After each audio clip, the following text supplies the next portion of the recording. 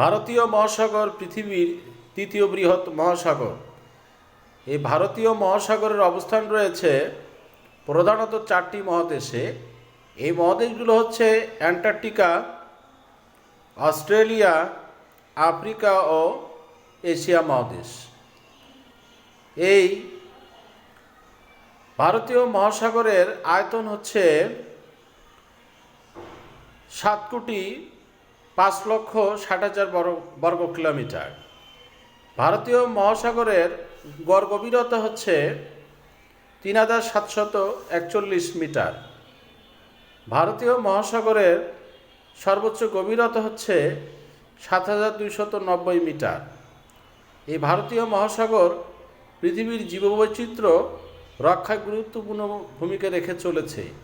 পাশাপাশি এই ভারতীয় মহাসাগর পৃথিবীর ভূ রাজনৈতিক প্রেক্ষাপটে যথেষ্ট গুরুত্ব বহন করে চলেছে।